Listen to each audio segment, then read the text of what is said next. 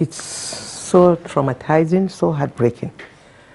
The death of this beautiful gospel singer, our dear sister Osinachi, is one death that are too many, and we cannot be silent any longer.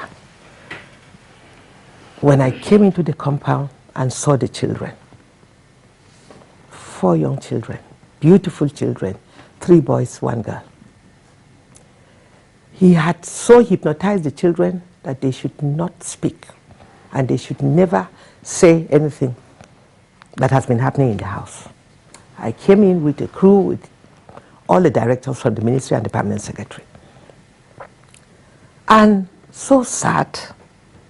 We did all we could. We met a friend of his there who has stationed himself to monitor what is happening, and the nanny that visits them to take care of the children. So when I was asking questions, the children, I saw that they were not forthcoming. And I now excused everyone out. I said I needed to have one-on-one with the children. So I sent all the children in. I asked the nanny to take them in. I started with the first son. I said, "Do you love your mommy?" He said, "Yes." "Has your mommy taught you to tell lies?" He said, "No." I said, "You know that, is she alive or dead?" He said, "She's dead." "You know that she's now your angel and she's watching you. She'll be very sad if you tell lies." I'm here. I introduced myself and I told him that the president is concerned, every Nigerian is concerned. We all join them to mourn Osinachi's death. But what we want from him is the truth. If they want us to help them, all I want from you is the truth. The boy adjusted his seat. He looked at me. I said, "Do you fear God? Did your mom teach you how to pray and speak the truth?" He said, "Yes." Then he opened up.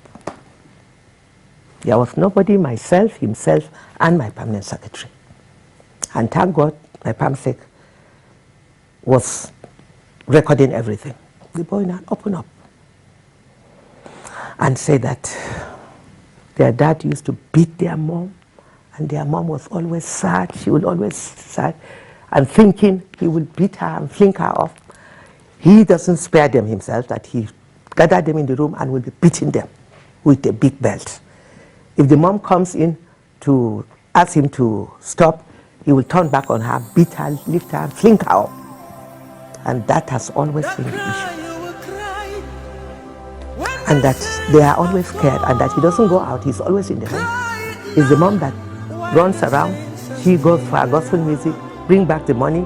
In fact, if the money is paid through cash, through a bank account, it's paid to his account. She has no account of her own. Any cash she comes back with, he collects it. And he will give just a peanut to her for feeding.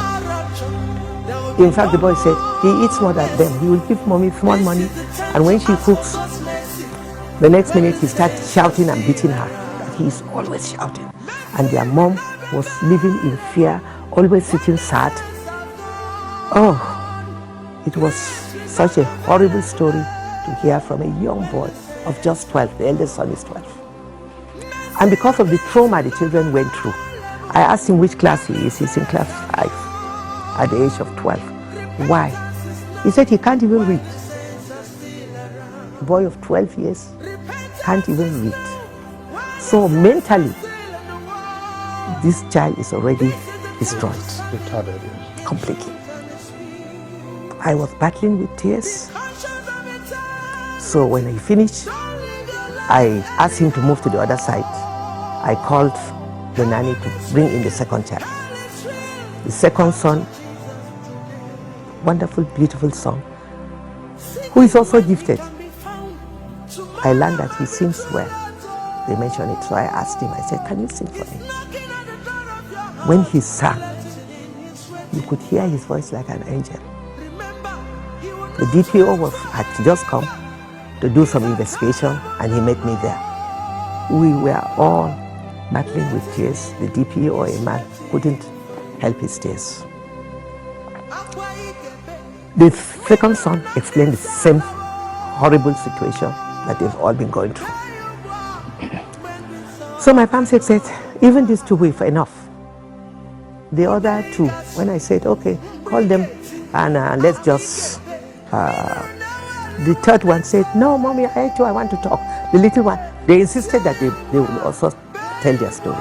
So we send everyone out and we listen to each one of them, one after the other. In fact, the last one is 7. A girl, the only girl in the house. It's so sad.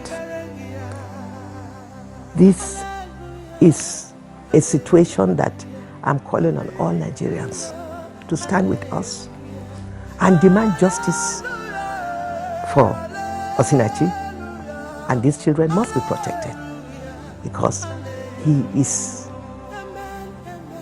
not just a bully. I lack words to describe this man. And it is sad that so many women are living and dying in abusive marriage. This is one out of so many that we are hearing.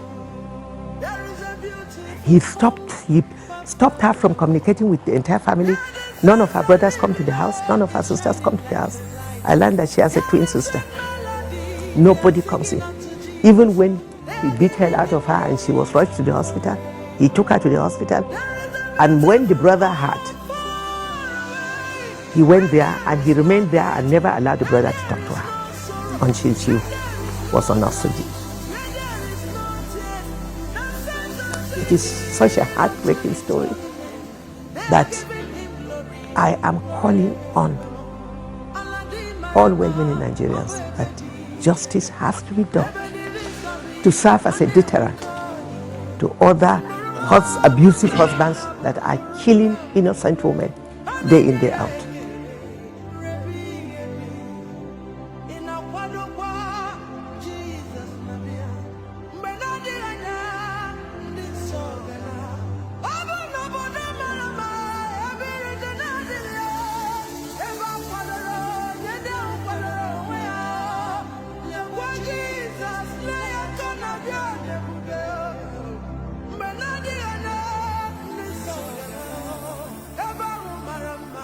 Ever